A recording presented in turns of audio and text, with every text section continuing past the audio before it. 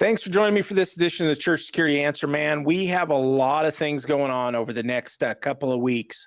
A lot of great facts lined up for you, a lot of things to share, and I'm hoping you're sharing these with your teammates, your leadership, greeters, anybody else that this stuff is pertinent to. It's free information, and I'm hoping that you're sharing it. So let's get started right away. I want to talk about three important incidents that you and I should be discussing that have occurred recently. And again, I'm hoping you're sharing these things. So first of all, I want to talk about Pooler, Georgia, the First Baptist Church there. Just recently on a Tuesday morning, basically James Green shows up to the church Tuesday morning. And now this could have been Sunday morning, Saturday morning, whenever you meet. It could have been a Wednesday evening, Thursday evening, whenever you have stuff going on at your church. James Green could have shown up. And fortunately, the church folks that were on duty that day in the office, hanging out at the church, they interacted with Mr. Green, and he shows up to the church. He wants to see the pastor because he needs money. And when he was told that the pastor was not available, he started acting weird, asking suspicious questions about the church. So it was stuff that kind of raised some eyebrows of the folks that were there. So, and I wasn't there, so I don't have all of those details, but from the reports that I read, he got really weird. And then the police were called, and he got even more weird. So you can imagine it, especially if he's done something wrong at this point, he's getting weird. So during the questioning, the police, noted that Mr. Green continued to act suspicious. And at one point, he tried to leave. He tried to go out and get in his car and actually take off and leave. And right as they're talking to him, so they detained him. And they looked in his car. They found a handgun in there. And they found the car was not registered to him. So apparently his stories, those kind of things weren't adding up.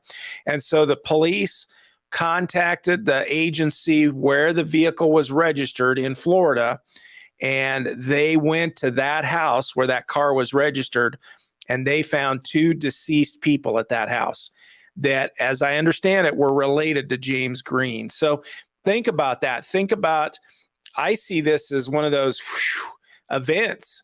Because if they've stopped this guy from coming into the church, fortunately it wasn't on a Sunday, but even if it's just staff that's at the church, they stop this guy from doing anything wrong at the church. The police deal with him, find out he's got a gun in the car. He's having some kind of issues, especially if he's just killed family members of his. He's probably willing to kill other people, possibly. So through their actions of calling the police and the police arriving and doing a great job, they have avoided issues for the church. So good heads up thinking on their part. And again, I think we should be talking about this stuff because it could happen on a different day of the week. So, and if you're starting to detect something, and we have a recent issue that talks about suspicious people, how to question them, how to talk to them, those kind of things. And so I'd recommend that you go back and look at that episode and use it for your team to discuss it. What if Green showed up to your church on a Sunday morning? So what are you going to do? And I'm hoping that maybe it's the same kind of stuff. Call the police when he starts acting weird. Tip City, Ohio. I had a great viewer, one of our regular viewers that's been viewing for at least a year. I've been getting notes from him.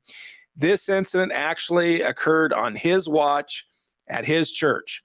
And so he sent me notes. Him and I have talked on the phone, and I'm hoping to have an interview with him later this week coming up for you. So and I'm going to keep the information a little bit light. We're going to talk about it in more detail, but I also don't want to give away everything about the church. So I don't want to make them a softer target as well. So basically though, at this church in Tip City, Ohio, it's in the morning, early in the morning, the worship team is practicing.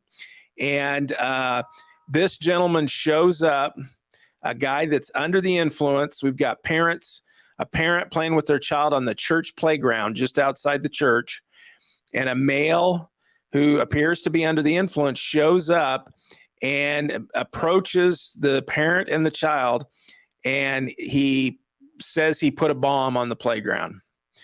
So you can imagine what goes through this parent's mind who is sitting in the playground right now. So that parent goes in and tells their staff, their security, who goes into the perfect mode, as I see it from here in the story, that the security team, and part of them are worshiping with the choir, as I understand, they're part of the worship team.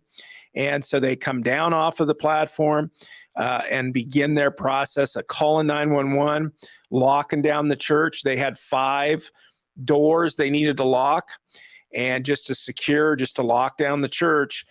And when they went outside and looked, they found that the male had left, but they had called 911. And here's part 2 to this. Police are apparently down the street about a block from the church, and they're already seeing this guy who's walked away from the church. But the security team, staff members from the church, whoever called 911, and now 911's telling them that this guy has just been claiming he's got a bomb planted at the church on the playground. So the police go into their mode, and they find him, they contact him. Apparently he's hanging out real close to where they're at, just down the street from the church. They contact him and find that he has a loaded firearm, an extra magazine for that firearm with more rounds of ammunition, and a knife. So think about that. And I see this as a huge deal. I see this as a big deal because we've avoided, by going into action mode here, we've probably helped not only the church, but our community and the police department, keeping our police officers safe by letting them know that something's going on. And we've talked about this before, where when you let the police know, when you let 911 know, sometimes you may be letting them know about somebody they're looking for. In the case of James Green that we just talked about, they didn't even know they were looking for him yet. And you helped, by your actions, alert them to somebody that was not acting right. And in this case, we went into lockdown mode, went into security mode, called 911, protected our church, our worship team, our people there, and probably helped get the police in contact with this guy before he caused other problems in the community. He's got a loaded firearm and extra rounds. And here's the other thing, as a former police officer, this is really big to me, is the police were watching him apparently already, thinking, what's this guy up to, early in the morning, Sunday morning. And so now they're probably going to go contact him, but you've given him heads up that this guy has been making bomb threats. So he's weird. Now he's suspicious. And so they're going to be more cautious as they go to contact him. And that is a great thing. And sure enough, they go contact him because of because of the bomb threats, and they find he's in possession of a weapon. So there are so many good things that come out of this discussion and your action for the community, for the police, and for your church. So there's a lot of good things, and we don't talk about that oftentimes, but there's a lot of good things that happen out of us protecting our church and taking action, notifying 911. The next one, the third incident that we want to talk about, Las Cruces, New Mexico. This is something we don't talk about too often, and I don't want to get overly paranoid, but the reality is that this is a problem. If your church is close to a street, or main thoroughfare, and close to a street or close to where somebody could just drive directly into your church, we've talked about this stuff for terrorism purposes. If somebody was to be mad and want to drive directly into your church and cause damage and maybe try to harm people into your front doors, your lobby, your church, but also there's accidents that happen because of speed or health issues. Somebody has a heart attack and passes out and floors the accelerator and runs off the road into a church. It happens. Those kind of things happen every once in a while.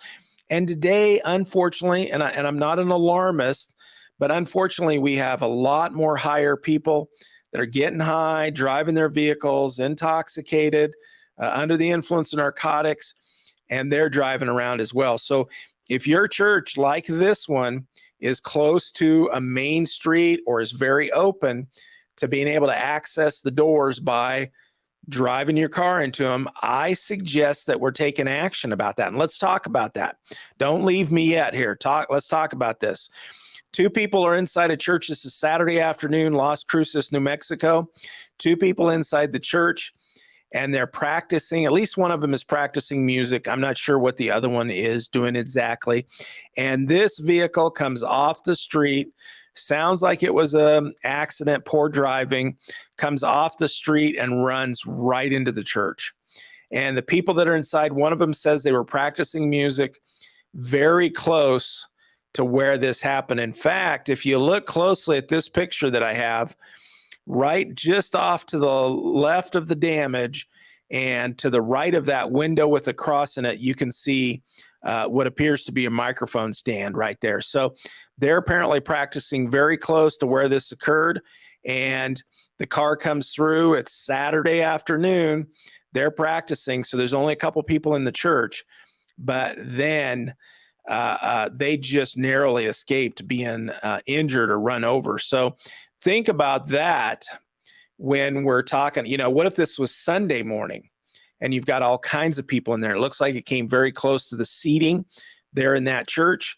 So it's something to think about. And what do I want to show you? I just want to talk about it. We don't talk about it very often, but there's these kind of things that you can get to help block or cut down the speed of a car that might come onto your property and head towards the building. We've got cement barriers, and they make some that are less expensive, that aren't pretty, don't have a design to them, just like you see running down the freeways. And you can get those for a couple $100. And here's one, the one on your left, got a little design to it, got a little bar thing going on, and it'll run you about $300 to $400 for that. And it's probably going to take 2 or 3 of those, and maybe 4, depending on your property. And we're going to have to try to make sure they're very heavy or they're anchored down to try to stop some of this. You can get others. You can get the flower pots where you can plant stuff in them, and they'll go, the ones down at the bottom, the round ones at the bottom on the right, they'll run $700, $800. The designer ones that look very, very nice, those can start running you $1,000. So something that you can put as a barrier so that people can't drive down the sidewalks and come onto your church property. Very important for us to be looking at that aspect. We don't often enough talk about these kind of things. So now, and these are just 3 incidents that we want to talk about. There's all kinds of things that are going on out there. And I encourage you to show these kind of things to your team and just challenge their minds a little bit. That is so important, just to give a quick challenge to people every once in a while of what they would do if something were to occur. Now, I don't say it too often, but I want to remind you that we have training for you. We have some free training on our YouTube channel, Church Security Answer Man, and we also have some paid. If you look at these courses here, we have an unarmed church security course. I don't want to spend a bunch of time on it, but you can look up the details down in the description if you're on YouTube of this video. Take a look at our courses that we have for you, both free and paid, or you can go to the churchsecurityanswerman.com. We've got an unarmed church security basic volunteer certificate. We've got an armed church security basic volunteer certificate. And these things help get your team on the same page. And so it gives them a little bit of base training, gives them some terminology, some things for us to all be thinking about. And by the way, if you have a mixed team of unarmed and armed, the unarmed and the armed both have the same material to start with. And then the armed course goes on to have more. So you can have people take just the unarmed and they'll get the same material that the armed folks get in the beginning of their course. So we've did this in mind with mixed teams. And then we have a leading a church safety and security program. This one gives you some other information like where to prioritize. It gives you some forms that you can use for your team to get started, like documenting important liability issues, those kind of things. So I just want to encourage you to talk about these things that we've been mentioning, find incidents in the news like the ones we just talked about, and discuss them with your team. A 5-minute briefing before church starts, have your team get there 5 minutes early, one Sunday a month, or challenge them individually. The gentleman that I'm hoping to talk to this week from the incident in Ohio. That's what he told me, is he goes around once in a while and asks people about a scenario and what they would do, and has a quick 5-minute discussion with them. And that is perfect as far as I'm concerned. Here's another video. We're continuing the discussion. I encourage you to go on to look at this great video as well to give you even more information that is pertinent to you. Thanks for joining me today.